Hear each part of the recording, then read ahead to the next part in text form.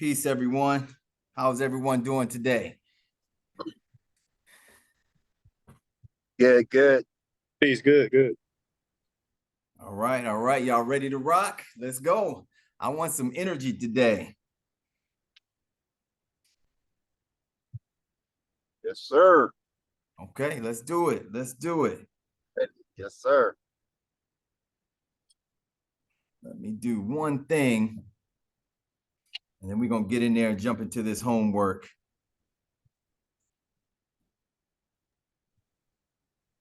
Set up.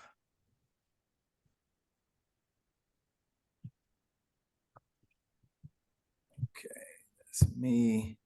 Okay.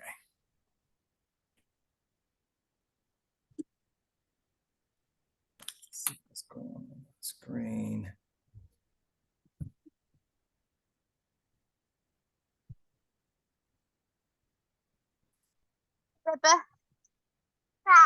Nice.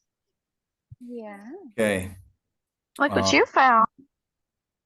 So what we're going to start with is we're going to start with wrapping up this combat. We're going to do a recap and wrap up the combat communication and really just hone in on those ideas. We were a little rushed towards the end of last class, and then we're going to jump into the homework and then go into obey the fight. So we got a decent amount of information to cover today. The beauty of it is obey the fight and combat communication are related. They are two sides of the same coin, so to speak. So that'll just the way it worked out is going to really beef up and I guess empower the information a little more because they were done together. That wasn't even the plan, but it's how the universe works sometime. In divine order, as I like to say. Yes, sir. All right. So let's get it popping. Let's get rid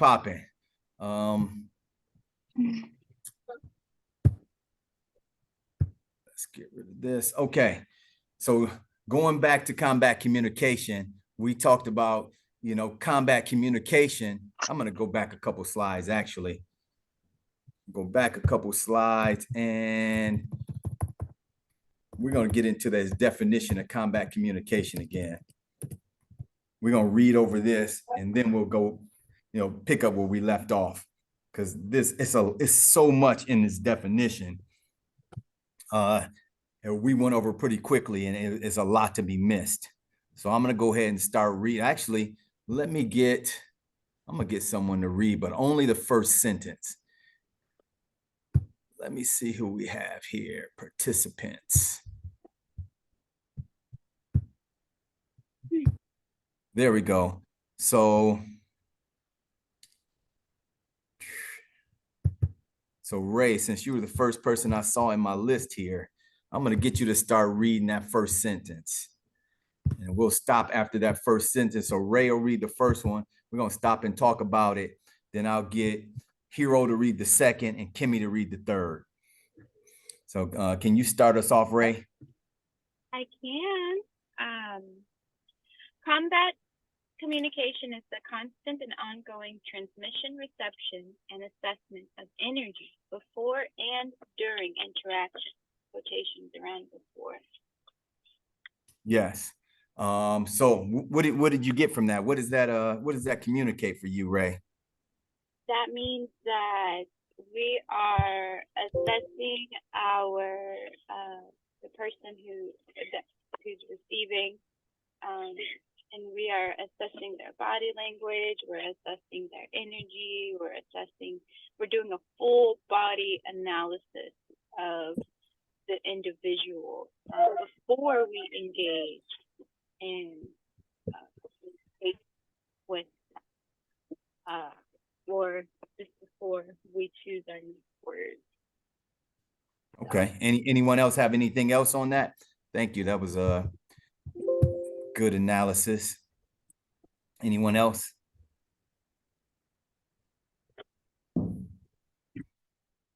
So the things I want to highlight in there, if no one else has anything, is combat communication is a constant, ongoing transmission and reception right?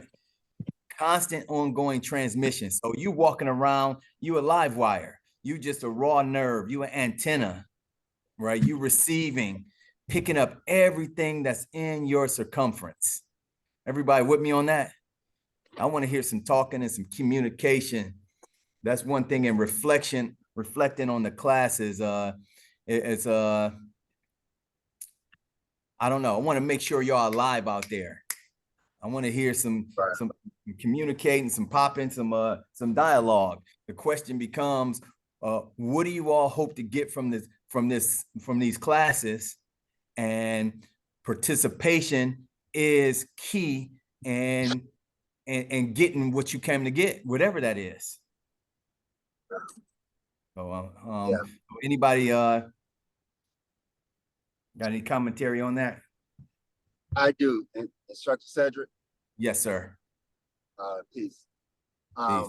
It is, to Instructor Cedric's point, it is important, especially when we are approaching and diving into definitive terms that really speak to the premise and foundational points of what we do as instructors. So, in just unpacking combat communication, if you're reluctant in your participation in it, you are negating your own foundational work, as it were. You know, so it's important for you to listen and also actively participate, so it'll help set that foundation in you. Because if you don't, and this becomes a sit and get, you're really not getting what you could get. So please participate, please communicate, because again, especially when we're talking about combat communication, it is important that you communicate. Can I add something really quick? Absolutely. I just think that learning how to, I feel like this is a very important topic, just because a lot of ill interaction can be avoided, especially when you are knowledgeable of your energetic, especially when you are knowledgeable of energy. A lot of the conflicts that we have with others can be avoided if we just communicate effectively and with awareness of the energy that's being added into conversation. So I do appreciate this topic, especially when not even just conflict. I mean, we can really add on to even our manifestation ability just by being able to read the room, so to speak, and also just by being aware of our own body language and standpoint. Like we'll be able to kind of get through some situations just by having this knowledge. So I am appreciative of getting a second wind at it. Yeah, so thank you. Oh, perfect. Thank you for that. Absolutely. Anyone else have any commentary before we jump into the next sentence? Just to add on the previous thoughts, is that communication in this form, even more so because we're virtual. We need, as instructors, I need more communication from you. When we're in the classroom, I can feel it. I'm aware, and I can feel where people are. In cyberspace, especially since I can't see your faces, I don't have that sensitivity to say, okay, you're with me, we can keep moving, or hey, let me slow back, let me repeat that, let me, this, just to get the information across. because everything is important. So anyway, I don't want to belabor the point. If no more questions, comments on this, whoever is next, can you jump into that next sentence? Yeah, that would be me. Peace everyone. Peace everyone. My combat communication is used in intuiting the energy and intent of the opponent. Got any thoughts on that, Hero? Oh yeah. Yeah, that's big. This one, the first sentence and this one to me, I mean, just the whole combat communication, um, it has opened my mind up to ideas about communication in ways that I hadn't necessarily thought about them in a while, or at all in some cases. But this is just showing how, communication is always happening on some level, whether you are consciously aware of it or not.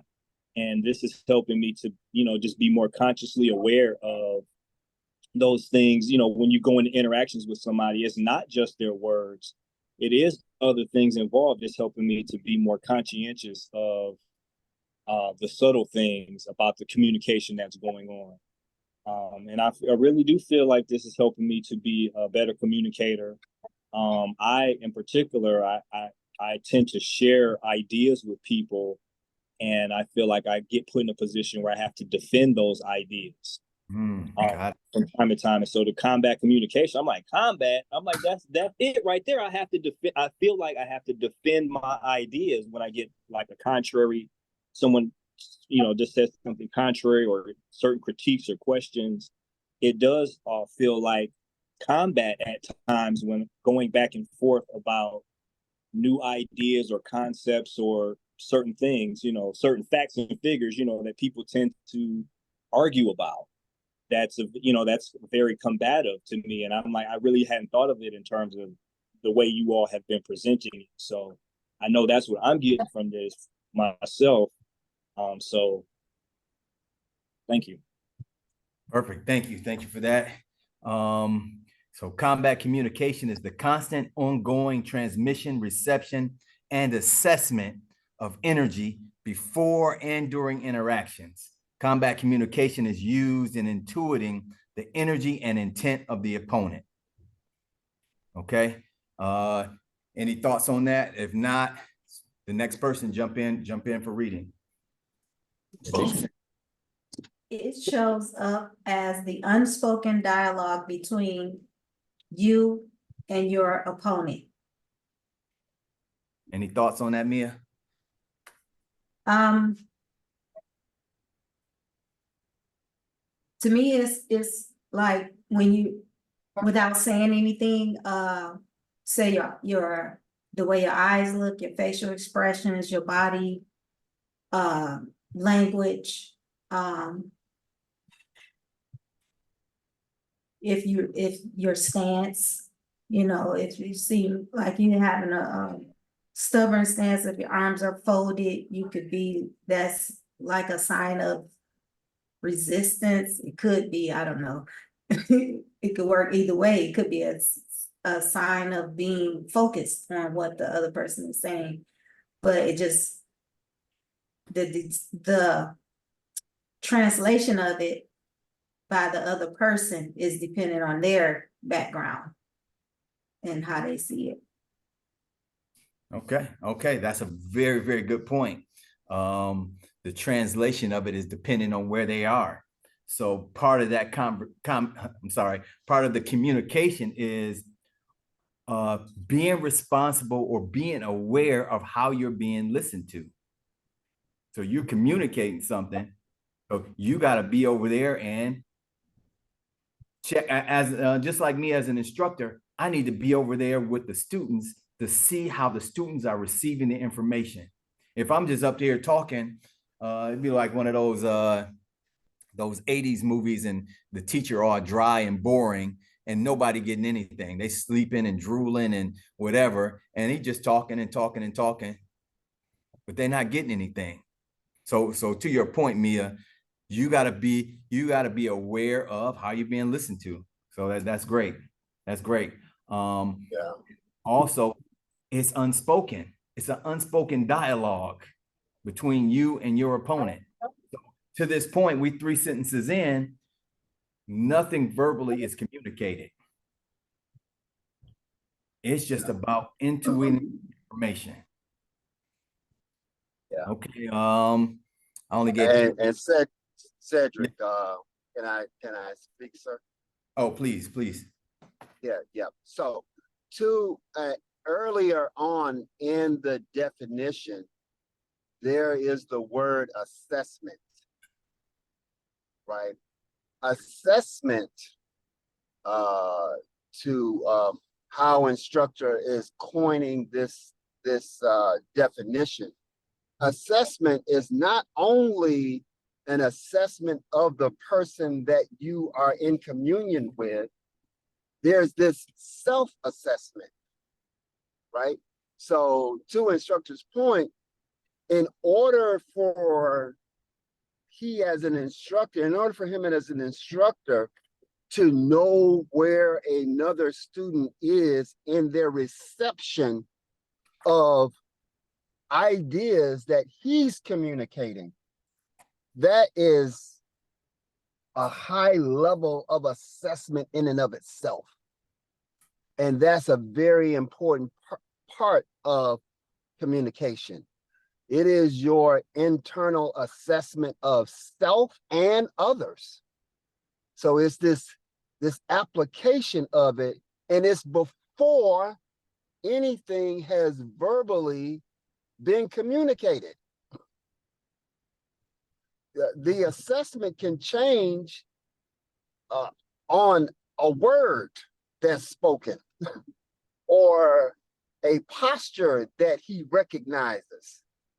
So this is a very this definition is packed full of stuff that that requires an unpacking and a discussion. So I am so pleased that instructor is revisiting this because it's a lot in it. So that's why it's important, again, and not to belabor the point, that you guys really listen to, what's happening here. I'm sorry, instructor. Go ahead. Oh, no, that's great. That's great. So we got Kimmy and then Latrice. Anyone have any commentary first? And if not, Kimmy, go ahead and jump in, and Latrice follow her up.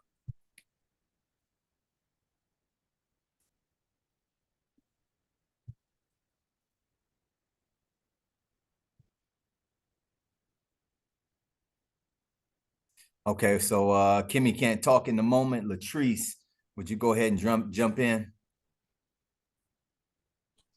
Yes. Are we able to train?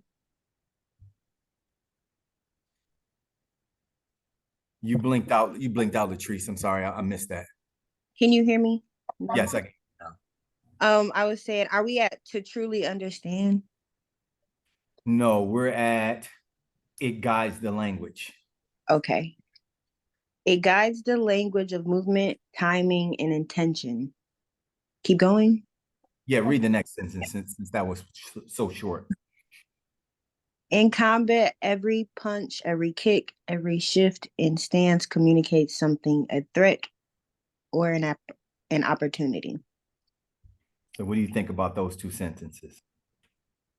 Well, I will say, recently I've been working with autistic kid. It is nonverbal, so the whole where instructor Vaughn just brought up it's self-assessment, that's really big because I can sit here and observe the child, but I still can't like make any assumptions on what she's gonna do next or just what's gonna happen next. I can't make any assumptions on that. So I have to really observe myself and how I respond in every moment.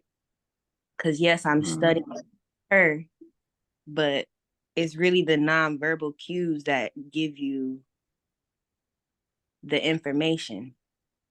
And then when it says it can be a threat or an opportunity. If I don't observe myself properly or I don't respond properly, then it can turn into something bigger, more chaos. Like she can go into a tantrum or, which can, that'll fluster me. So, which can be deemed as a threat. So I can't look at it I can't look at it in that way. I have to look at it as an opportunity to just kind of keep not the control of the situation, but just, just manage her. Got it. Yeah. And that's especially important with autistic children or autistic people. I too work with children with autism, and you have to be super sensitive to everything in the environment with regard to even things that you don't directly have control over, because that can trigger a host of events. Yeah. So you really got to be on top of it, because an autistic person is wired differently. They have a different wiring to the environment than we do. So it requires you to connect and commune in a different way as well. You actually have to develop a relationship as to where they are. Right. And the thing about it is that the autistic child doesn't know where they are. They don't know where they are, but you have to know where they are and where you are. If you don't, the entire interaction can be chaotic from beginning to end. It's a wrap. That kid is gonna spaz out and ain't nothing you can do. Yeah, so that's an excellent exercise for you, Queen. It is. Thank you. Yeah, it's an excellent exercise in terms of being really sensitive to aspects of communication. Yep. Give me 1 second, everybody. I'm sorry about this. My computer just froze. I'm assuming, can everyone hear me?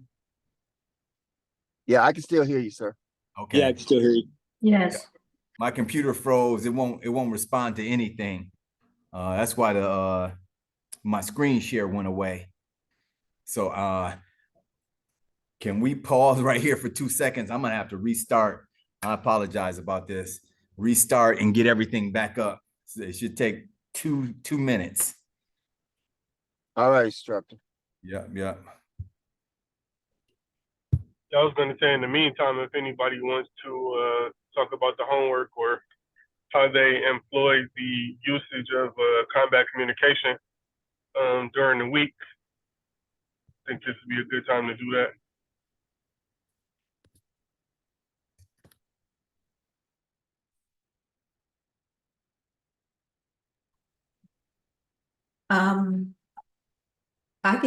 I could go over what I posted in the chat, in the group Telegram. Yep, that's good.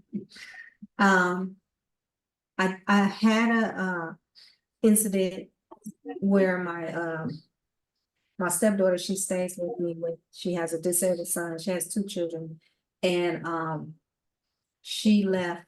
She wanted to go hang out, so I said okay, but I needed to have a time that she was back, just from previous times when she didn't come back at the time that she said, or morning meant noon to her versus what my morning means, and things like that. So I got a specific time, but after about 15 minutes, he started to cry, and he had an operation on his hand on Monday. And so I tried to see, if I can get him calm, but he just kept crying. So I didn't know what to do. I called her and I said, he's crying, he's getting louder, and he's not stopping, he's just crying, crying, crying.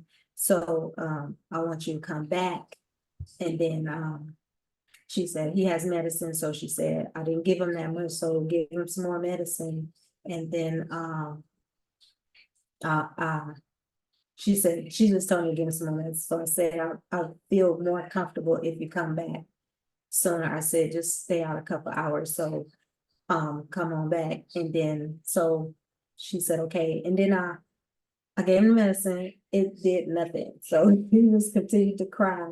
And I had 2 classes that I had to attend, so I wasn't able to tend to him like, just sit up under him. And so all these things was just going through my head because the time was going by. And I was getting anxious because he just kept crying. And then she was she wasn't back yet. So all this stuff is going through my head. I'm gonna talk to her. I'm gonna talk to her about what she's doing and this and that. And so, and then I thought about how I'm gonna present it, and in a way not for it to be a big argument. And so when she did come back, it was like the regular time that she said she was coming. And so I said, I guess you wasn't gonna come back early. And then she proceeded to tell me about what she thought I meant by a couple of hours, which is more than a couple of hours. But so I said, I think you should take him to the doctor because I don't know why he's crying. He keeps crying. I don't know if he's in pain or anything like that. So she said, I know it's probably me because he wants me to be around him. And I was like, I looked at him and I said, you're probably right, he wants you to be up under him, to hold him, and stuff like that, motherly stuff. And so in that instance, I just left it alone. I didn't say none of the stuff that I prepared myself to say. And I just felt like I did the right thing, so because what use would have that been for me to say, well, your child needs you, and why are you going out? And this person, they don't know that you got children that you got to take care of. You got a disabled child. You got to be home with him, and he's crying and this and that and blah blah blah. So I realized that even though I have the tools and I sit back and I said, okay, this is how I'm gonna present this conversation. It still was kind of like one way for the way that I thought it should go. And me not saying anything, that was it also thinking in a moment of, changing and thinking in a moment. So I didn't have to say all that stuff that I had been holding inside and thinking to say in this name. And I was satisfied with the conversation after that.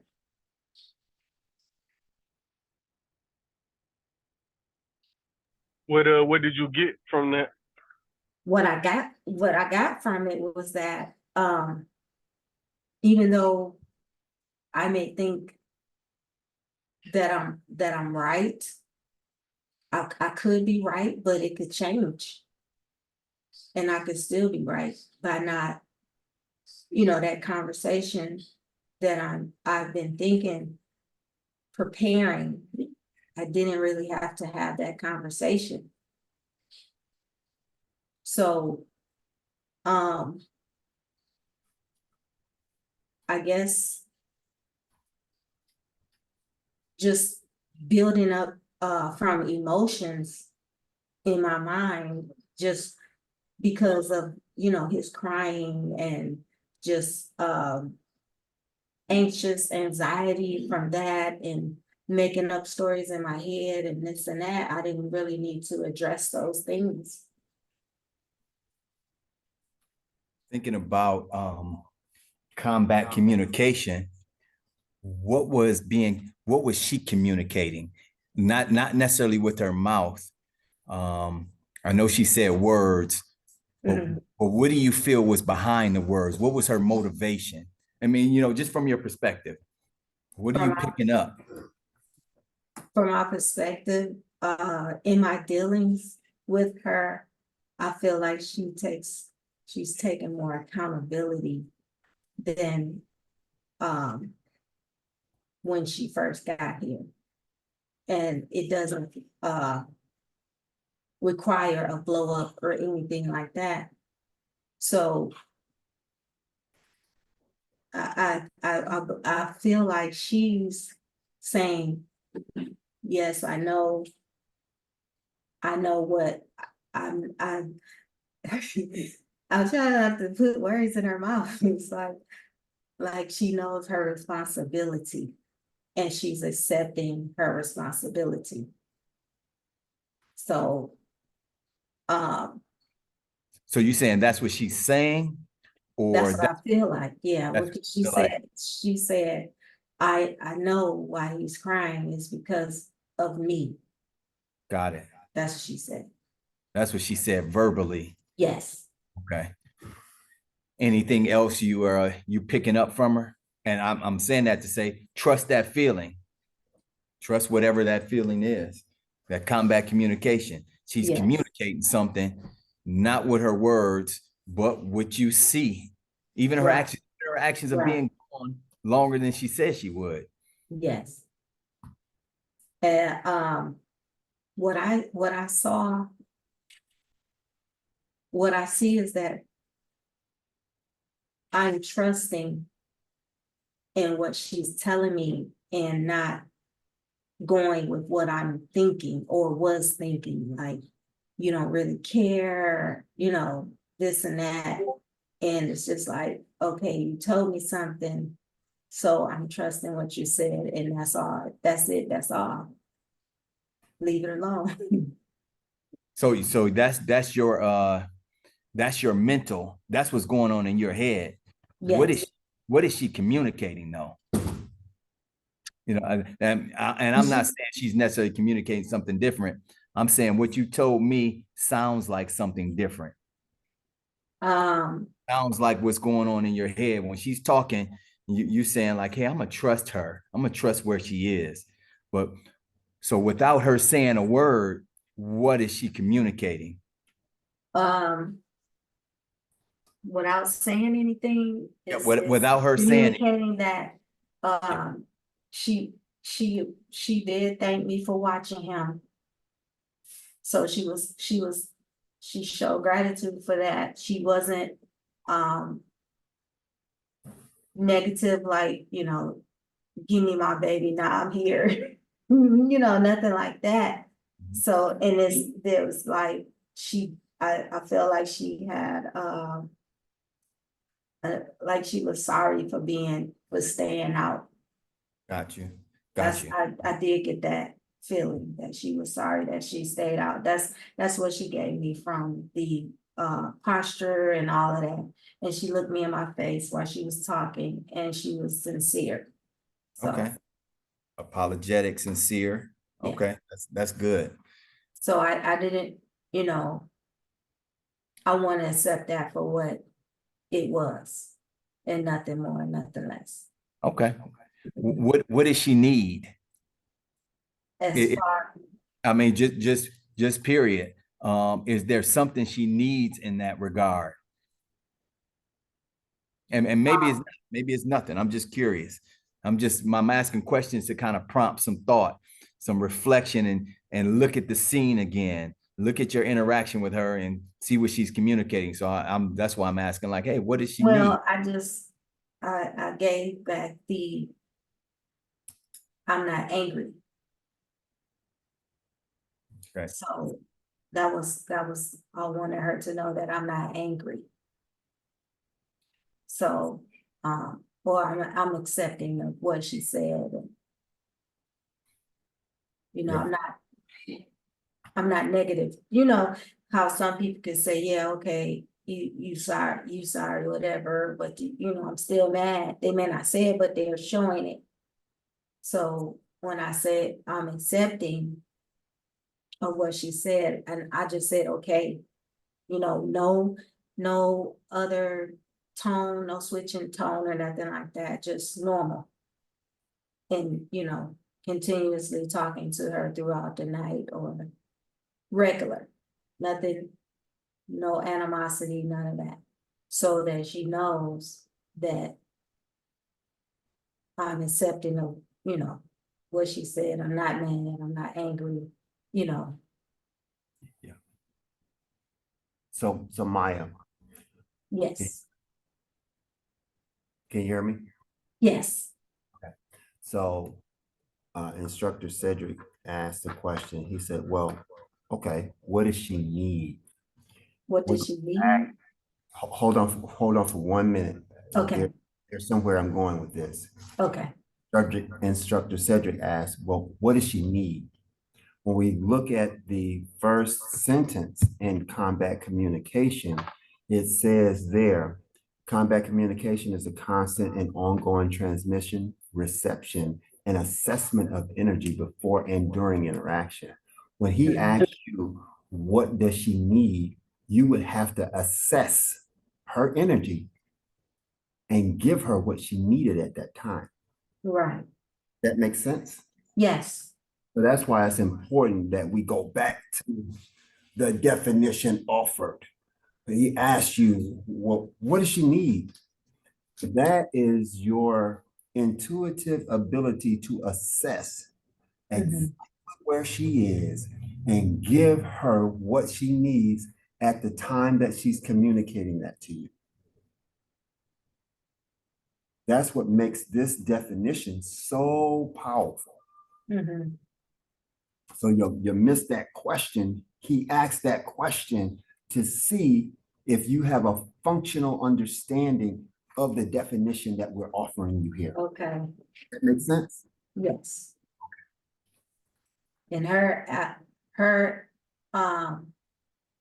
my gathering from her reception, my reception, her transmission of what she said, and my assessment was that she did it say that she was apologetic. And then we talked about what it may have been. And I just was in agreement. And it did appear that she was a little anxious when she came back, but she was more calmer as we talked. And it wasn't a talk about why you were gone so long. That I mentioned that in the beginning, but that was the only time I mentioned it. And I let her say what her reasoning was, and that was left alone. And from that point, it was discussion about my grandson and what she felt he needed. So I just, listened, gave her the listening ear, which I think is what I know that's what she desires because of interaction with her on a daily basis. So Okay. the listening ear and understanding, to show understanding. Oh, that's powerful in itself, that you recognize that was one of her needs. Like she needed to be listened to. She needed to be heard. Yes. Yep. So no, that's good. And it's so much. We could probably spend 2 classes just talking about that interaction. There's a ton going in there. Like really, what her needs are, what made her stay out longer than she said she would. And I'm just throwing some things out like that. What your history is with her. All that present in that interaction with no words yet. Right. Before she said any words, while she was still gone. The fact that she was gone after you called says a lot. She's communicating. Right. Like, hey, give him some medicine. And that's one reason why I asked what she needed. She needs something. I mean, that's how it occurred for me. I'm not saying for sure. I don't know her. I'm not in that space, so I can't say. But that's how it feels. I know the answer. Yes. So yeah, so it's a ton going on in there. Awesome. Thank you. Yep, you're welcome. So with this this will come back up again, and I think we should talk about it again when we get to obey the fight, which is the next rule of combat. Does anyone else have a share? Yeah, I want to share. So for me, combat communication, what am I communicating? It's kind of like I had one of those self-assessment what instructor Vaughn was talking about. So this week, what I noticed when I'm communicating with someone, if I don't want to have a conversation, or if I don't really care what they're talking about, I pick up my phone and scroll and just start, looking at something else as I'm engaged in conversation. I'm still picking up on certain words that you're saying, but I'm not like giving you my attention or undivided attention. So I'm communicating to the other person, I don't care what you're talking about. And I've done that. I mean, thinking back, I do that all the time. So that's kind of what what I observed this week for me for the homework is, I just kind of go off and start thinking of something else. Like I don't really care about what the other person is saying. And that's communicating to them like, oh man, he just don't really care. This is not fair to them. So it's kind of what I got. Question, Mike. What is the impact of that? The impact, it could be many different things. Like he doesn't care what I'm saying. He's ignoring me. He's rude. Just, it can be, it's a lot of different things that that the other person could feel, just different things like that's what I think off the top of my head. And it engages a fight. Right. Now it's a fight, which is what we're going into next. Yeah. Yeah. Initially, it'll start as a communing moment, but if parties are not engaged to the degree, and it's a perception that you don't give a damn what I'm talking about, now it's a fight. Now it's what Hero was talking about in terms of defending my idea or position, because I have to make it important enough for you to listen at me. Right. Now it's a fight. Right. Because my wife, because if not, I think back, I do it to her all the time, and then she'll be like, "Oh, never mind," and just kind of roll her eyes and walk away. So now I know why. So, Absolutely. Fight yeah. now. Right. Absolutely. Yeah. And then how many times did it come up for her? Like, oh, let me go tell Mike something. Oh, he not gonna listen anyway. Let me keep it to myself. Let me go this way. Yeah. So potential impact. Yeah. Right.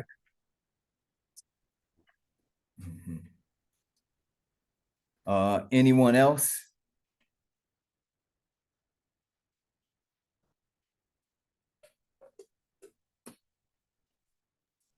We gotta get one more share in there. I'm gonna call a name out.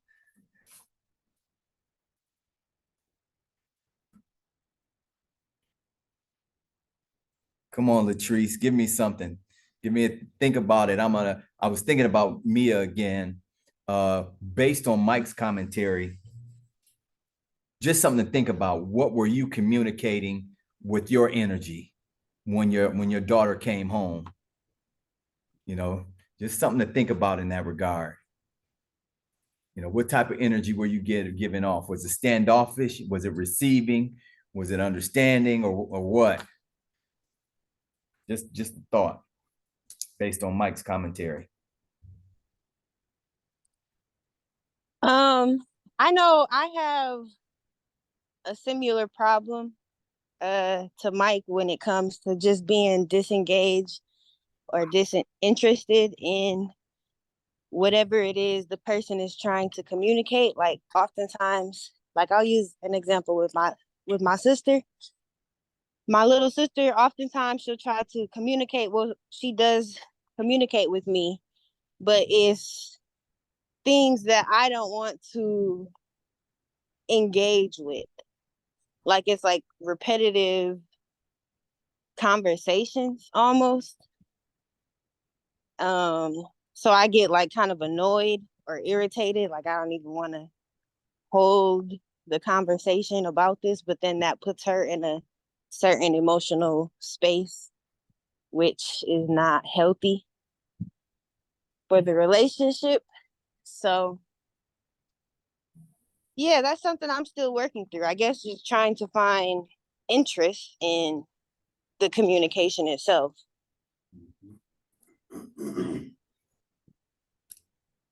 Yeah. So is that what you think? Is that what are you picking up from her? Not necessarily from her words, because you said, oh, it's just the same old thing that she shares. What are you picking up from her? That I'm picking up that she is like stuck. That she just wants to just vent, I guess. And I don't even want to hear it. So I don't know what to do about that. There's a blockage There's a blockage with you or her? with me. Okay.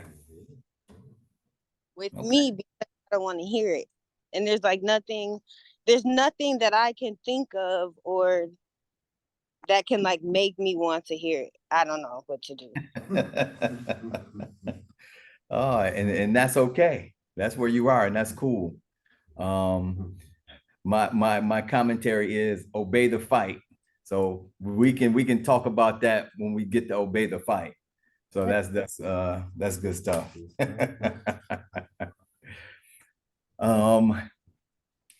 So let's jump back into this combat communication definition. When my computer froze up on me, I'm gonna go ahead and read through it. And if anybody has any thoughts or commentary, please jump in. Okay, I'm gonna start at the beginning just to reiterate where we were. Combat communication is the constant, ongoing transmission, reception, and assessment of energy before and during interactions. Combat communication is used in intuiting the energy and intent of the opponent. Boy, just a couple words that just hit me in there. The intent. So we assess an energy, but part of that assessment is intuiting the intent of that energy. Boy, okay. It shows up as the unspoken dialogue between you and your opponent. It guides the language of movement, timing, and intention. In combat, every punch, every kick, every shift and stance communicates something, a threat, an opportunity.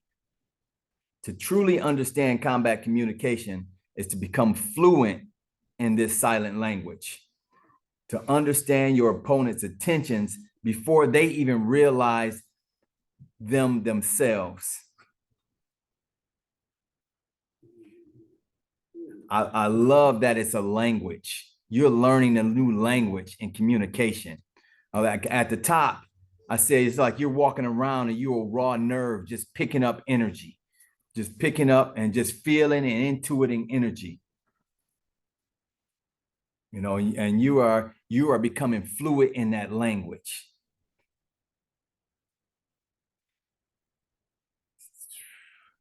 It's all about being in tune with the rhythm of the fight, intuiting their every impulse and responding with precision and efficiency. Combat communication is a tool for receiving of information from the opponent, listening, and using this information in the service of the underlying goal, restoring balance, harmony, and equilibrium. Now, I put all three in there, just all of them, because we can feel all of them: balance, harmony, and equilibrium. We want to restore it.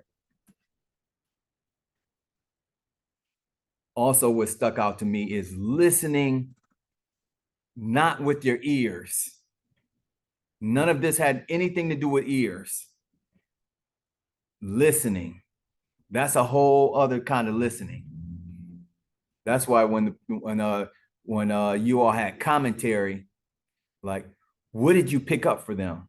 If you could put yourself in their shoes and feel what they're feeling, what are they really communicating behind the words? What's behind the words? Like, I'm hurting, or I'm just making something up. I'm hurting, or I'm happy, or I'm sad. And in their shoes, reading what you're communicating. Like, oh, they're angry with me, or they're happy with me, or, you know, they love me, or whatever. What's being communicated to them? You got to be all the way in there with them in that communication. Any commentary before we move on? Because it's still a ton in there. You know, if I may, a lot of this made me think of like what I do after I sense a threat or an opportunity in a conversation or during communication. Like it's like what. So after I sense something from them, like to your point, like if they don't care, like if I pick up the feeling from them that they don't care what I'm saying, or something that they think is more important than what I'm saying at the time. Things like that. So it's like, well, how are you going to respond to that once you have picked up on a particular feeling or vibe from a person? Like sometimes during a conversation, I might pick up the vibe that they're just being facetious, or just being contrary, or just want to undermine what I'm saying. And so then it's like, well, is this an opportunity to continue the conversation or to further prove my point in another way? Should I shut down the conversation and move on? It's like, how do you handle the what you pick up from the conversation? That's what it becomes for me, and that's what I've been focusing on since we had this conversation last week. Like all week, I've been thinking about during my conversations, like what do I perceive as being offensive combat communication? Like what makes me feel like you know, I may need to respond in a certain way to certain types of communication. So that's where I'm at with it. Okay, yeah, that was a mouthful as well. Good share. Okay, if no one else has any commentary on this. Yeah, instructor, real quick, what came to mind when you were reading that is controlling the energy of the fight or the combat, or controlling the energy of the conversation. I look back at my interactions. If I could control the energy of the conversation, I can kind of steer it the way I want it to, you know? So I will be more engaged in that. That's kind of just what came to mind when you were reading that. Okay, that's interesting. So I love this commentary from you, Hero, and Latrice, because all three of you are pointing to obey the fight, which is next. So that's beautiful. Oh, and as well as Mia, obey the fight. We see it. We see it's coming on the horizon. Combat communication is just all about intuiting and listening. Now, obey the fight is the next. Okay, what are we going to do with this? What are we going to do with this information? Now, we got some information. How do we deal with that information? So that's good. Okay, let's jump. Oh, come on. So we went through all this. Okay, so I wanted to start back at this slide. So why are we teaching life lessons with martial art principles? What's the point? We can do life lessons anyway. Understanding that martial means war. So martial arts, this is the art of war. Okay. Who are we warring with? Who or what are we warring with? And we talked about this last week. Yeah. Ourselves. Absolutely. Absolutely.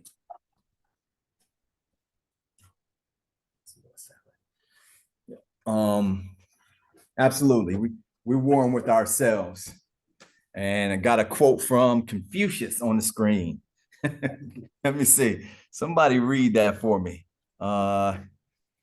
Mike, would you read that?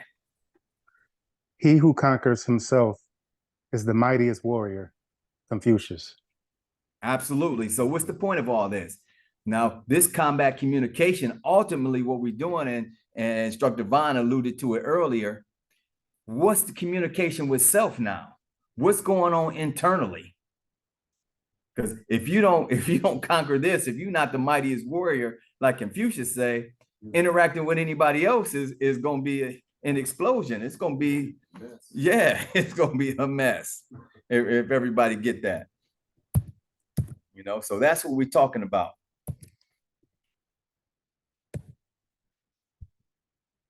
Boy, yep. So this was just breaking it back down. Yep. So let me get actually any commentary on that. We don't need to read this. I have some commentary on that. So, and we're talking about the conquering of self, right? So, what I've been focusing on this week is really listening, before getting emotionally involved, or just listening in general, so that I can better control my emotional awareness, so that I could steer, the conversation. And what I've noticed through my listening, is that I've been trying to really pinpoint, okay, why are these conversations not going, not as productive as, I would really want them to be. And so I started looking inward, and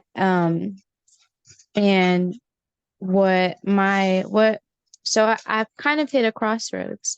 On one end, I'm like, okay, well, maybe, like, I don't want to communicate. Like, I would like to be able to communicate and still be able to represent, myself authentically, where I am, and communicate where I am authentically, and still, want to be heard.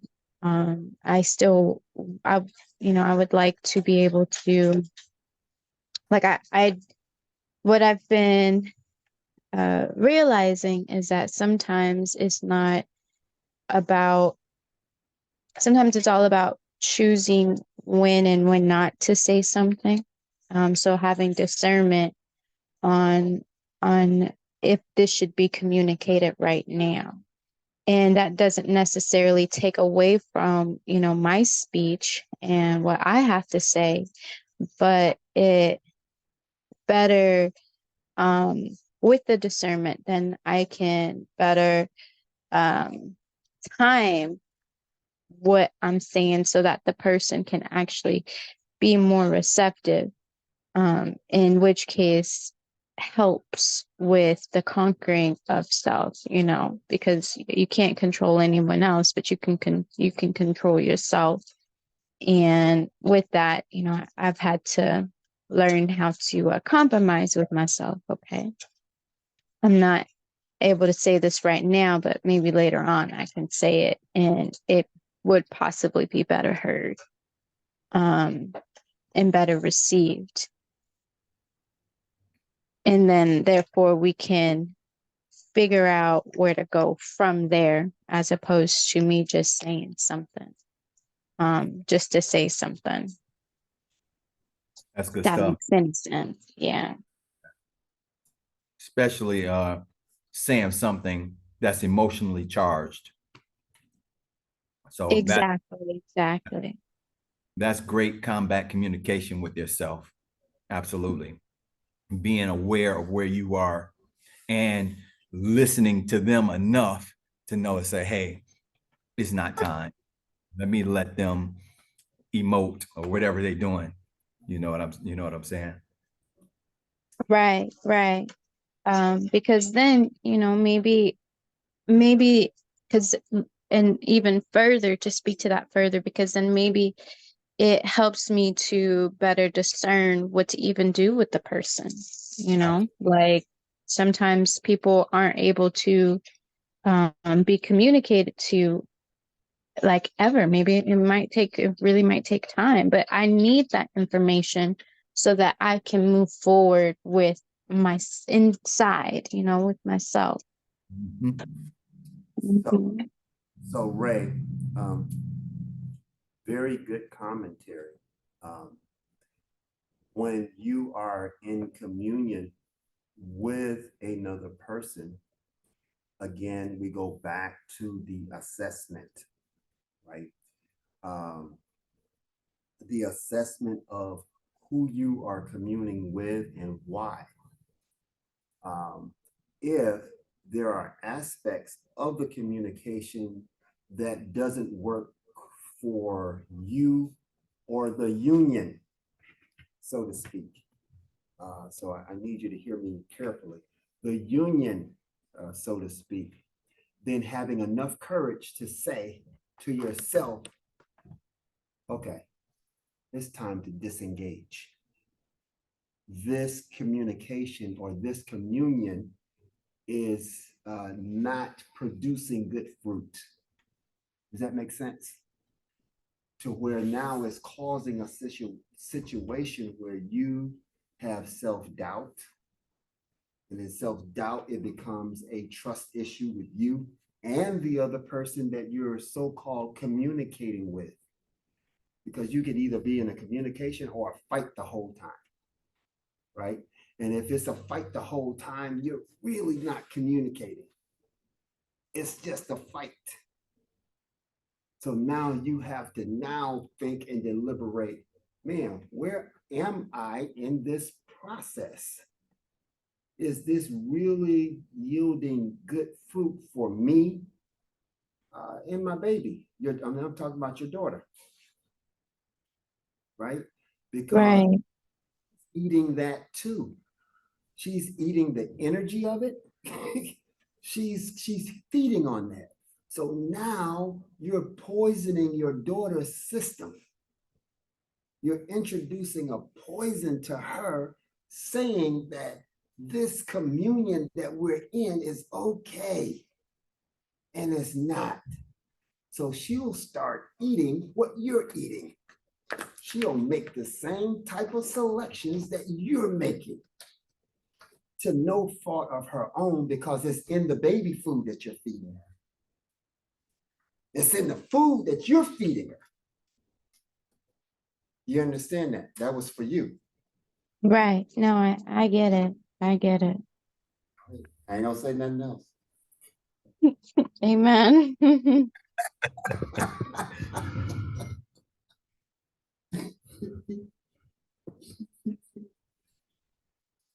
Oh boy. Okay. Let's jump into great commentary, by the way, Ray. Good awareness, good employ of combat communication. Thank Now, you. obey the fight.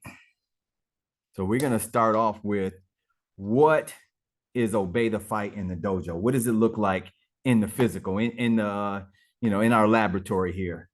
Can I borrow you, Vaughn? I'm gonna cut the camera on. Let's see what we can see here. Okay, that's not too bad. Considering it's my PC camera, that's not bad. Okay, so what does obey the fight look like in the dojo, in the physical? Obey the fight is just like it says. If we get a blow coming at me here, I allow this blow to express. Inside of my intention, which in this case, since we're exchanging here or we're fighting here, my intention is to strike.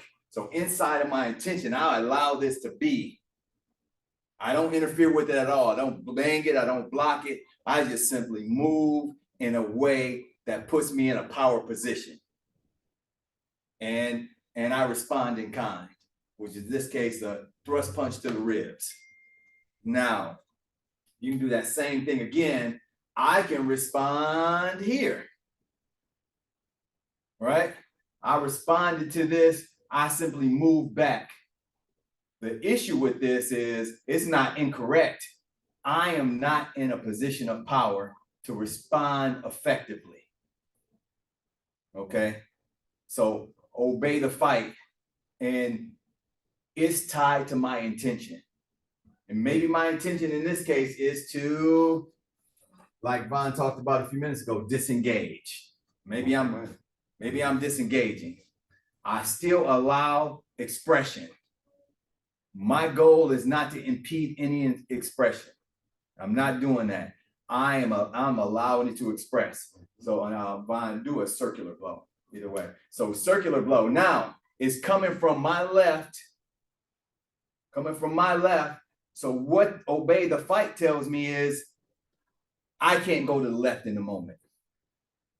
Okay, so when he does the circular blow coming from my left, my obey the fight looks like moving to the right and moving into a position of power, which is in this case closer to him, so I can access him with any blow I want to do. Okay, anything I want to do, boom, I'm in a position of power. Okay, depending on my goal. Same thing if the blow came from my right side. Coming from my right side, I allow it to express. I don't impede. Combat communication tells me I am in sync and in tune with this. If he's going 1,000 miles an hour, boom, I'm right in sync with that 1,000 miles an hour.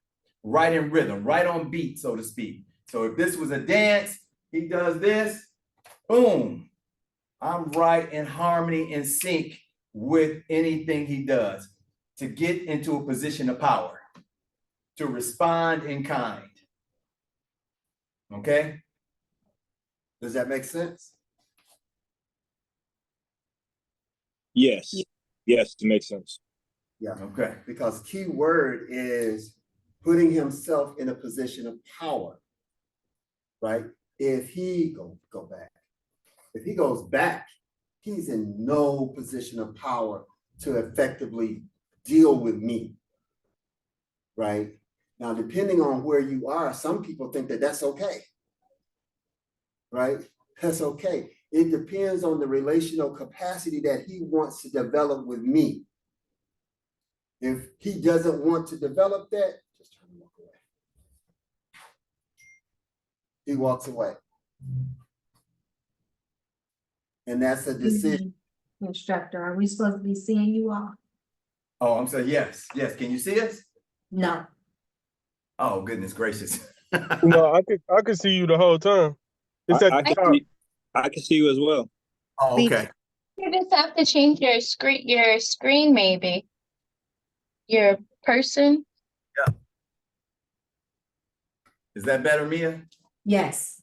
Okay. I'm sorry about that. There we go. So did you get that again? You want us to play that back, Mia? If you don't mind. No, it's right here. Yeah. So the key word that instructor Cedric was using here is positions of power, right? When in obeying the fight, he can come in, commune in, right? Depending on what side this is coming from, or depending on if he wants to develop relational capacity with me. And the point that I'm making here, Ray, is to you is the communion worth the development of being willing to develop relational capacity? Because if he doesn't want to engage at all, when I strike, boom, I walk away. He walks away, right? Because it's not going to be a fruitful engagement. So in some instances, you do walk away. It's healthy. It is also a part of communing, but it depends on where you are. Does that make sense? Does it make That makes sense? sense. Yeah, that makes sense. Yes. A big part of that is when we're engaged here, there's some vulnerability here.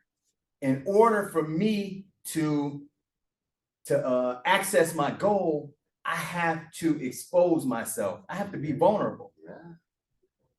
You know, so to Instructor Vaughn's point, do I want to engage on that level? Mhm. So it's like, so there's some vulnerability here. Yeah, because I can Yeah. move in a way. Yeah. So he can obey the fight. Yeah. And puts me, and I obey the fight again. Again, combat communication. It's a constant listening. Mhm. Boom, receiving. Yep. Yeah. Good. Yeah. Constantly. And then I don't want to get into that. I was going to say, then what if you get hit? And then how do you respond and how do you continue? Because there was a violation in there. I got hit in that process. So how do I deal and how do I get back into communication and obeying the fight again? So Yeah, because part of the engagement, and I'm directing this to you, Ray, it's for a reason. I don't even know why. Part of the communication is you get hit in it. Will the engagement or the impact of the hit, how debilitating will the hit be? Because it's not only going to affect you, it's going to affect your daughter. Does that make sense? That makes sense. okay, is everybody Um, sorry, go ahead. Go ahead, Ray. You had something. that makes sense. To speak to that, when I was growing up, I remember having to choose the discernment or just to even just develop discernment and engaging even in my familial relationships. And I found that to be very helpful. Or just like I found that began even just like we were talking about, like the self-doubt or like, what am I doing? Is there something going on with me? Like, why isn't this working effectively? And then later on had to realize, is this a pattern? Got it. Got it. So that makes a lot of sense. Okay. That's it. And it sounds like you were continually working with that and working through that. Right. Right. So it goes back to your statement earlier, conquering or killing your old self. That's a part of any initiation or any growth. When you're growing or initiating into a new understanding, the old you has to die. And you have to kill him. You have to kill that old you. And a lot of times it's challenging because growth is painful. My son is 13 right now, and he has all types of knee pain and, just pain in different parts of his body. And the doctor's like, oh yeah, he's just growing. Growing hurts. So yeah, it's just a part of the process. And we all do it we should all continually work on that. Continually work to take out that opponent. So any more thoughts on this before we jump back to, I'm going to share my screen again, and we're going to jump right back into that. I was just going to say this based on what you showed. It sounds like a big part of combat communication then is deciding where your position of power is in the communication. Absolutely. It's a part of obey the fight, if that makes sense. Mm-hmm. So Mm-hmm. combat communication is that listening, that information, and it drives obey the fight. Obey the fight is my position of power is dependent on the relationship between myself and the opponent. Mm-hmm. So I can't just move anywhere. I can't just say anything or do anything. Mm-hmm. There's some stimuli around me that I have to deal with.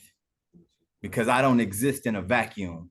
I don't exist in and of myself. I'm in this world with people and things and nature and trees and, you know, roads and cars and mountains and whatever else, rivers and oceans. All these things are in my space, in my universe. And I have to respect it if I want to exist or coexist. Mm-hmm. Because to Instructor Cedric's point, you can't go into a theater and yell fire, right? And then you'll, just based on what you said, it'll cause a host of events to happen.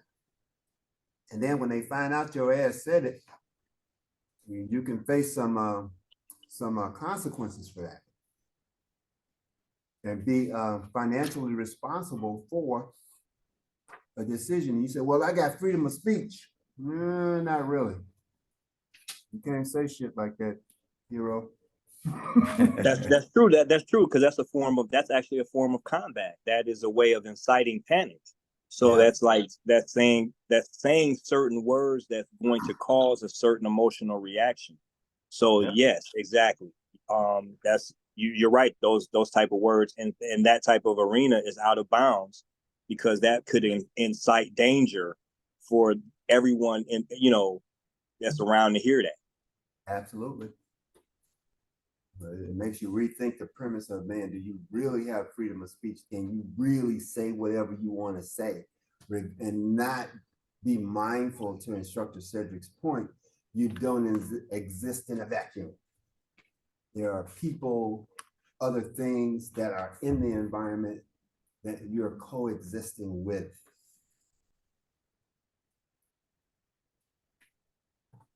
Absolutely. Deciding your position of power is like, so what I want to communicate versus what is being communicated with me at this time. Yes, for sure. For sure. You have to respect. Yeah, it's just a shadow. Yep, what's going on? Okay. Obey the fight. Working definition. Obey the fight. I'm going to go ahead and read it for the sake of time. Is the merging of the energy you bring to the interaction with the energy of your opponent and harmoniously deriving a synergistic response to the dynamics of combat with sensitivity, intelligence, discipline, and adaptability.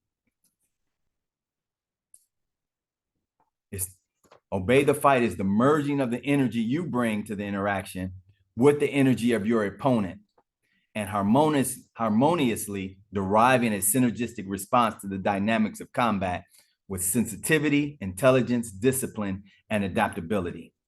It shows up as the action of harmonizing with the movements, breath, and mindset of both ourselves and our opponents, and is guided by the unspoken dialogue between you and your opponent. The unspoken dialogue between you and your opponent that guides that is combat communication. Obey the fight requires you to take action. Now is action. It requires you to take action in the space between your opponent's impulse to move and the movement. So you're taking action inside of that space that's created by their impulse. Notice in combat communication, we talked about intuiting, being so connected. I'm going to paraphrase. Being so connected with your opponent that you realize their movements before they move. So, and this is that in action. In the space between your opponent's impulse to move and the movement, that action must be so harmoniously perfect as to be undifferentiated by all, including you and your opponent. So there's no difference between you and them. At that moment you are engaged, is one thing going on. So the first sentence is the merging of the energy you bring into the interaction and the energy of your opponent. You merging it. So, and that's recapsulating. So it shows up as the action of harmonizing with the movements, breath, and mindset of both our opponent, of both ourselves and our opponent as, boy, hold on, I'm sorry. I stumbled on the words. It shows up as the action of harmonizing with the movements, breath, and mindset of both ourselves and our opponents, and is guided by the unspoken dialogue between you and your opponent.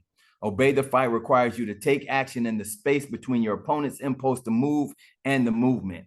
That action must be so harmoniously perfect as to be undifferentiated by all, including you and your opponent. From the impulse to the response to that impulse, they must be one. This harmonious action of merging manifests a wholly distinct energy. Although different, is comprised of the energy of the impulse and the energy of the response. Any thoughts on that?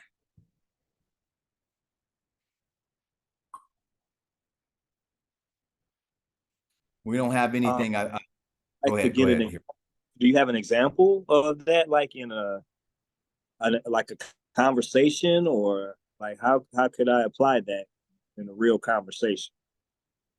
That's a lot. Because that's a lot in that statement. I mean, what's been said. I mean, like picking up, like what do you do when you pick up on the energy of somebody? Like, say they're trying to undermine you in a conversation, and you pick up on that before they even speak to say those things to undermine you. Like, how do you? I guess that's the kind of example I'm looking for. So, what's your goal? So it speaks to what your goal is. Is your goal to disengage? I know in a conversation, and I'm talking about something, and they want to undermine it. I might say, "Uh-oh, I'm dealing with a poor intellect. Let me disengage. Let me allow them to express and say, okay, yes, sir. Yes, sir. Okay, thank you. Thank you for that." I might move on, or might, take the opposite approach. Like, okay, but it's so many factors involved. So combat communication says their intent is to undermine me. What's behind that intent? Why would they want to undermine me? Did I hurt their feelings in this conversation? Did I say, maybe they're, I don't know, I'm saying this because we're in a Muslim community. The dojo is in a Muslim community, and a Muslim guy just came to the door, and maybe we're having a conversation about religion, and he's Muslim and I'm Christian, and maybe I said something about religion that offended him that I'm not aware of. And now he wants to undermine the conversation. So those things have to be, it's so many subtleties in there with combat communication that's going to drive my obey the fight.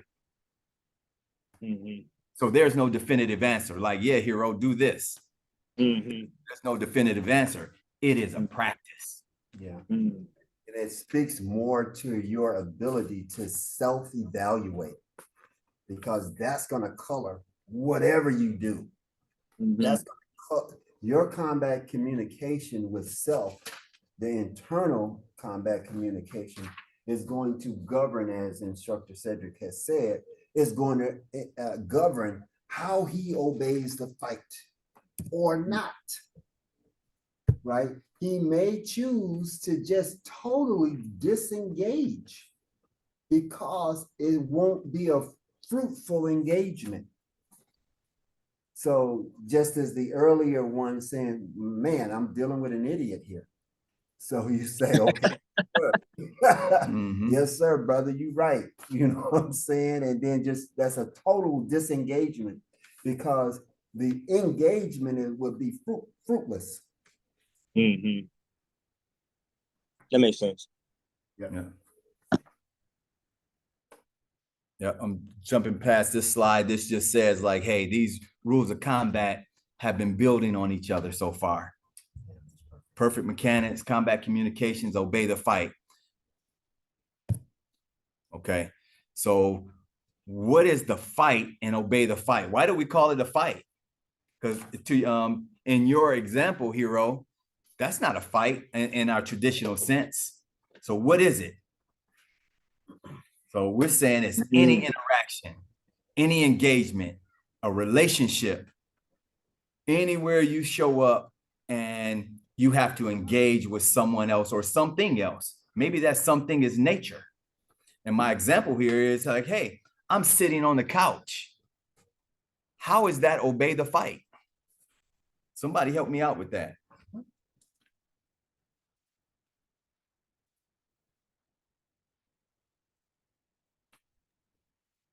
How is sitting on the couch? How does obey the fight show up in just me sitting on the couch?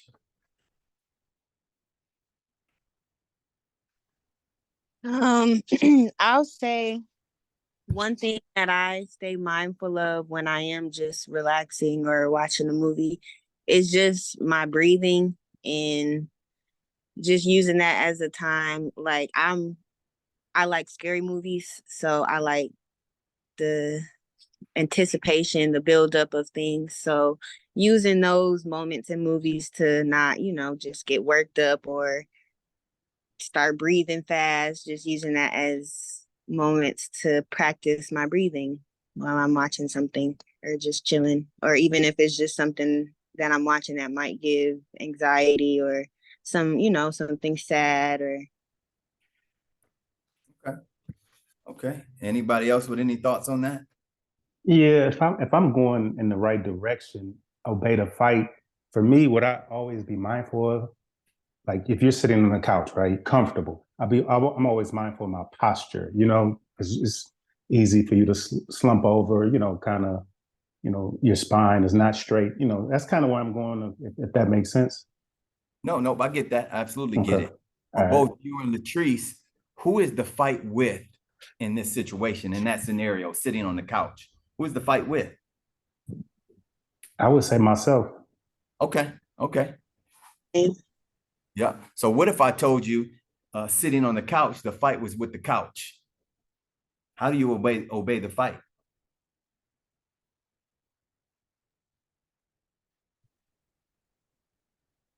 Sit down as hard as possible. Uh-huh. So, I go ahead. I'm sorry. Say again, Latrice. I just said by going to sleep. I would go to sleep. Okay. Okay. So how do you sit on the couch, Latrice? Are you relaxed or are you rigid or stiff as a board, or maybe your your abs are engaged, or how do you sit on the couch? It depends on my mood. If I am in a certain mood, I'll sit so that my back is completely touching the back of the couch. No, I'm asking, like, are you tense? Oh, Do you lock your whole body from your ankles all the way? Let me cut this on. From your ankles all the way to your shoulders. Do you lock your body straight? no. No, you obey the fight. You form to the couch. Right. Okay. If it's a recliner and it's reclined, you form to the recliner. That's obeying the fight. And I use that silly example for a reason, just to break it down to its smallest essence. That is simple as that. Okay, that's how the couch is formed. Let me be a part of the couch. Let me join the couch. This is what the couch is communicating to me. It's wood. And most couches don't flex. I mean, the wood is not a recliner. It can't go from sitting upright to laying down. Not my couch. So my couch says, put your feet on the floor, lean your back against the back pillow and sit upright. Obey the fight. Everybody with me on that? Yeah, that makes a lot of sense now that you Yes. broke it down. And to your point, all of those that commented, we had to define where the fight was, because all of you responded as if the fight was with you, and that's fine. That's not incorrect or anything. There's no incorrect. But I just had to define the parameters. Oh, the fight is with the couch. Now, how does that look? Do you know, are you guys picking up why that was necessary to do? Or in like a couch being an inanimate object and the fight being with the couch? Do you understand that? Yes. Yeah, because you have to be able to apply these concepts or these principles to anything, to a couch, to the floor, to how you sit at the table, to how you pick up the fork, to how you're chewing your food. When you can pick it up in those uh, those small moments in life, you can apply it to anything. But if you're finding a challenge to do that, it's going to be very challenging for you to apply it to anything else. Okay, the next slide is, how does obey the fight look in the world? Again, we're taking that couch example when we're applying it to other arenas. What does obey the fight look like in nature, right? So combat communication. So the hint is we must first understand combat communication in these areas. So nature is maybe it's late September, October, and the seasons are changing. What is nature communicating? And what does obey the fight look like? So we're in Michigan. I know a couple of you are not in, I know Mia specifically is not in a cold climate, and Mike, you all are in warmer climates. However, what that communicates to me is, oh, I need to go get a coat, get my coat, maybe some, some base layers, some boots. I need to start preparing because I know what's coming. Exactly, long johns, right? Like we need to, that's what it's communicating to me. Winter is coming. I need to prepare. Okay. So in a river, so we know a river is moving. What does obey the fight look like in a river? Am I going with the current or am I going upstream? What are my goals here? And then how does my obey the fight look? How do my actions look? Because if anyone's been in a river, especially a strong moving river, I've been swimming in the river upstream, swimming really hard and staying in one location. I've been canoeing upstream, and that is a challenging proposition to get in there and canoe upstream against the current. Not impossible. If my obey the fight says, hey, my goal is there, my goal is upstream, I need to go that way. But it needs to look a certain way. You don't just go directly against the current. There's a way to go and maneuver in that. Okay.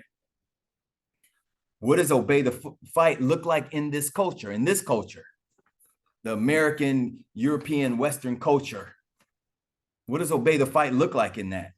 Especially to you all who's in this in this class right now. That's something I speak about with my children all the time. When you're looking at the media, that media is combat communication. My daughter is 21 right now. So when she was younger, she wanted to watch Disney and Nickelodeon and all that stuff. And that's what the culture is. That's what the culture is communicating. But I said, okay, my obey the fight said, okay, my obey the fight said I had to address it. Make sure the people you see, especially the ones that look like you, are healthy characters. And we had to talk about it. Look at how they put it in slow motion and put the music on when certain people hit the screen. They're defining what beauty is for you. So what does obey the fight look like in this culture? And then what is your action you take? Hero, I hear you're a history teacher. So what does obey the fight look like in culture? Sometimes it looks like protests. It looks like the civil rights events of the 50s and 60s. Sometimes it looks like F the police from NWA in response to the Rodney King beatings by police officers. Sometimes it could just be your interaction with a police officer on the side of the road. In this culture, man, these three, the top three you just listed, like the combat communication is serious. You could lose your life in all of these situations, but in this culture in particular, combat communication is a very serious matter. You have to deal with this at work, how you communicate with, like, what we think about what's going on the news versus what people of other races or the colonialists, you know, the ones who are in control, like what we think about it, and then listening to them talk about it when you go to work. It's, you know, it's like combat communication all day, you know, like you really have to be, you know, tuned into like what's being said on the radio, the television, how they emphasize certain things. I mean, yeah, the cultural communication is very serious business, and it's based on fear and subliminal communications. So, I mean, it goes crazy. You definitely need to be tuned in for that communication. Yeah. Media, social media, what is being communicated through those to drive your behavior, right? They Yes. do obey the fight on their end too. Who's ever communicating that? It's like obey the fight. Okay, here's my blow. You know, this is what I'm communicating. How are you going to respond? Okay. So we can go there forever as well. We gonna keep moving. Yes. So and the underlying question is, what happens if you don't obey the fight in these areas? Okay. Ooh wee. It could be tragic. It could be tragic. Yep, always in every arena, in nature. And like I said, I just threw a river in there just because the stream, we can see that. And in this culture and in other cultures, for sure. Obey the fight. And again, we're in a Muslim community here where we are, where the building is. So what does obey the fight look like in their culture? It's Ramadan right now. Okay, so we know there's always a mosque on this block that we're on. So 5 times a day, it's an influx of people going to the mosque. When it gets nighttime, there's a Muslim store next to us. You know, so they close. When it's prayer time, they close and they come back and open, and they stay open to 9, 10 o'clock, whatever at night. So again, what does obey the fight look like in these arenas? So I want to really drive that point home. And we alluded to this earlier when Hero, you asked the question, what roles does the will play in all of this? Goals or intentions? Okay, what are your goals? And inside of goals, do you win or lose? Think about that. Do you win or lose? Let me get Mike. Mike, can you read this one for me? Yeah. So then what's that word right there? The Ibamu. Ibamu. So then the Ibamu dojo necessarily becomes a meditation experience steeped in the quiet and tranquil emanations from the posture of Zazen, a new field of combat. It's just meditation. Okay. I remind you too that great lessons lay beyond the notions of winning and or losing. Zen and Kempo alike are paths for learning life, learning death. Grandmaster Kajana. Yeah, that's Grandmaster Kajana. That's one of his writings. Say the dojo becomes a meditation experience steeped in the quiet and tranquil emanations from the posture of Zazen, a new field of combat. I remind you too that great lessons lay beyond the notions of winning and or losing. So that's not our goal. It's not about winning or losing or anything. So what's the goal? Say Zen and Kempo alike are paths for learning life, learning death, which are one and the same. They're two sides of the same coin. It's part of the process. So in our intentions and our goals now, in these interactions, it's not about winning and losing. That takes us down a different path. So to show up in interactions, and it's not about like, oh, shoot, I'm about to debate or argue with my wife. I'm about to win this argument. No, because in the act of winning that, you all lose. Because we lost something else there that's behind the scenes. We lost some trust. We lost some connection. We lost whatever that may be. You lose in that. But the goal is, like we said early in the definition, is to restore harmony and balance. Because the loss, you lose something greater than what you desire to win. Wow. I'm almost done.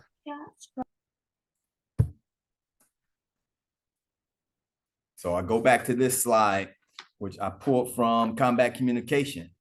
Why are we teaching life lessons with martial principles? You know, who or what are we warring with? The self.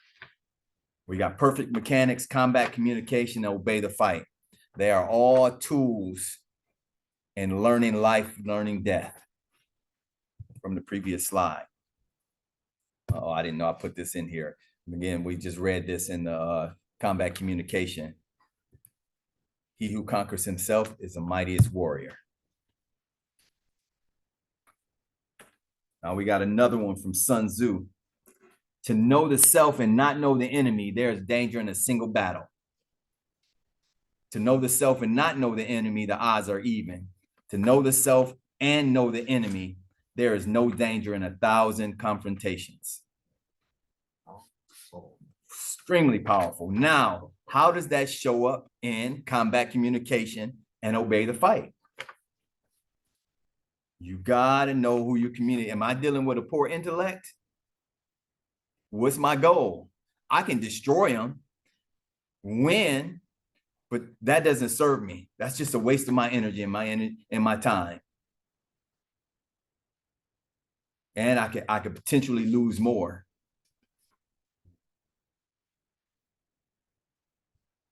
I remember, boy, I think I was probably 18 or so, and I have a cousin that's the same age as me. And I had to really stop him when we were 18. He was debating with my grandmother about religion. My grandmother was 65 at the time or so, whatever she was. I'm not sure exactly her age. And he wasn't Muslim at the time, but he is now. And he's been Muslim probably 40 years or so. But anyway, he was debating with her about religion. And I'm like, man, what are you doing? Debating with my grandmother. No, there's no winning in that. So what was his goal? His goal was to win. His goal was to prove a point.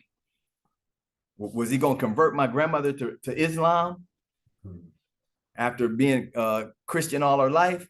No, it was only going to upset her. So we all lose. We all lose in that.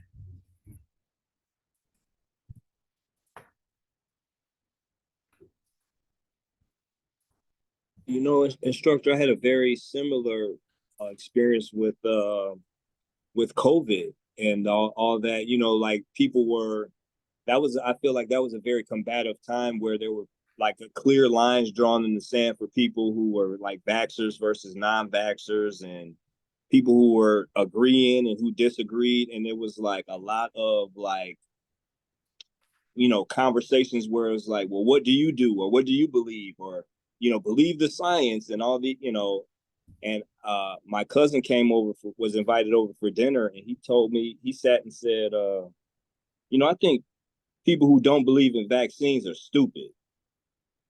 And that began a conversation where I'm like, well, you know, I was on the other side of that conversation.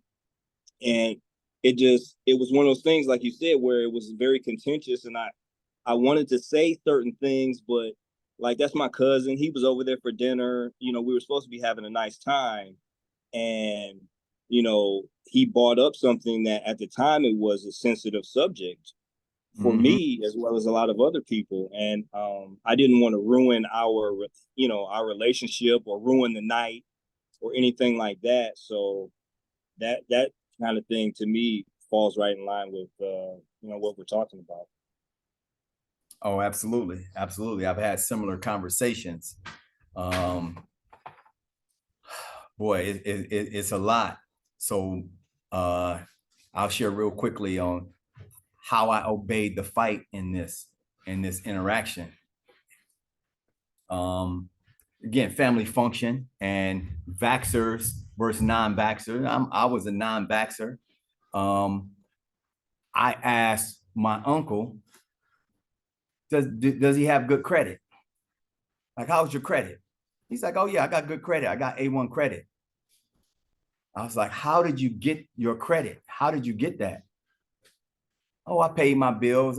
I did this and did that. Oh, I'm like, oh, it's based on your history. Well, looking at America's history, let me back up a little bit. I first started with, I understand the science of vaccines and it works and it's effective. However, understanding America's history, they don't have good credit with me. So I'm good. I made an empowered choice. And I'm an adult and I can deal with the consequences. You know, a funny thing happened after that. My sister is HR at a university here. And she was saying that, hey, they're not hiring people who are not vaccinated. And I said, hey, that's discrimination. How can you discriminate in a place where we call the land of the free? How can they discriminate based on a choice I made? Am I really free? She said, no, it's not discrimination. They changed the law. And guess what I did? I disengaged. I can't have this conversation any longer because that was my sister. I love my sister, but that was not a very intelligent comment.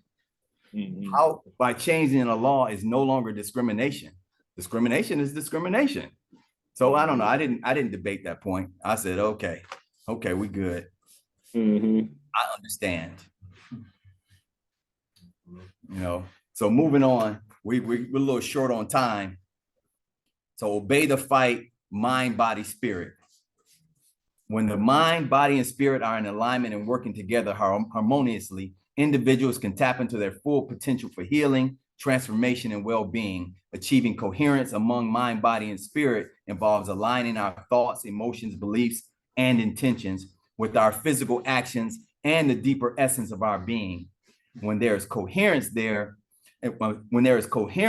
there is a seamless flow of energy and information throughout the system, facilitating optimal functioning and vitality. Obey the fight in the mind, body, and spirit. We're talking about the self now. When I went back to why we're teaching mastery principles, who are we warring with? We're warring with the self. This is the self. So what's the tool for that? Practicing meditation, visualization, and mindfulness helps cultivate coherence among mind, body, and spirit. In those practices, we create new patterns of thought and behavior to support our health, happiness, and spiritual growth, and harness the innate capacity for healing and self-evolution. So obey the fight is an internal thing. It starts in first, before out. Everything starts from within. We're warring with the self.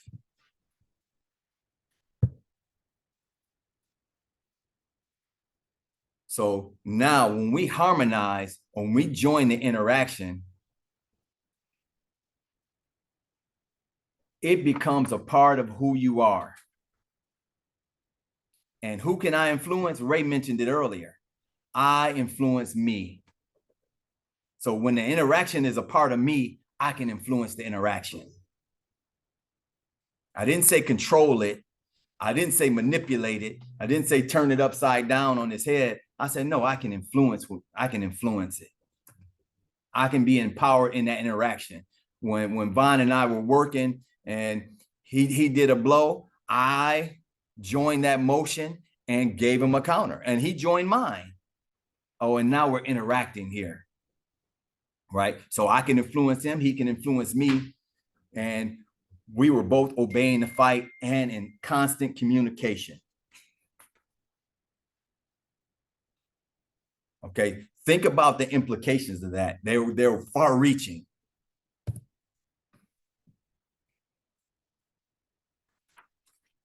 Yep. Okay. The last slide. Now imagine developing these types of interactions, especially considering the mind, body, spirit slide, in yourself, developing those interactions in yourself, the power you can access. When you can access it, communicating and dealing with your loved ones and being an example for your loved ones, example of power. You know, significant other ones, with everyone you meet, obeying the fight with nature. You know, what does that mean?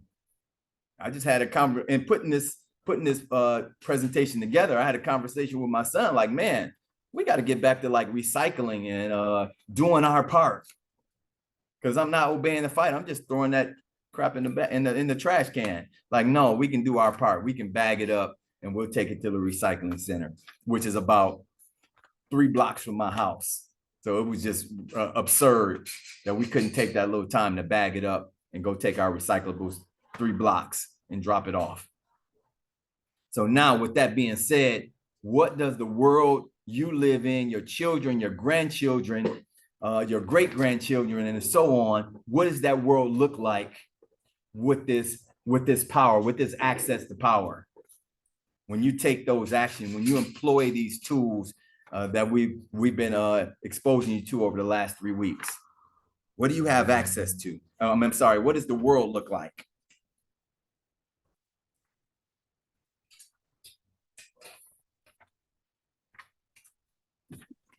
More clear, more coherent. Yeah, absolutely. Because all you have to do to change the world is change yourself. And because we are what do you call it? A unity. You know, we're an ecosystem, a contained ecosystem. When one thing in that ecosystem changes, it all changes necessarily. So we're at 3:59. I'm going to ask you all, for the sake of time, if you have any commentary or comments on this, please drop them in the chat. I would love to hear your takeaways. Okay. But with that being said, it's officially 4 o'clock.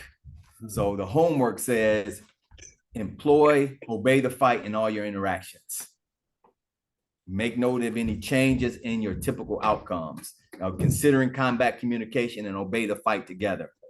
And also, with that being said, obey the fight within. Develop that, do a practice. And the practice part of your homework is make meditation a daily practice. Start with a minimum of 10 minutes. Just sit down and commune with yourself. Whatever that looks like for you. If you have any questions, drop them in the chat. We are always there to help and assist in any way we can. You know, be ready to share for next classes, beginning of next class, next Saturday. Any thoughts? Awesome. I'm sorry, say again. Oh, I was just saying awesome, and thank you. Thank you all. I appreciate your level. Thank you for class. Yeah, excellent class, instructor. Thank you. Thank you. With that being said, we're signing off. We'll see you all next week. Excited, raring to go.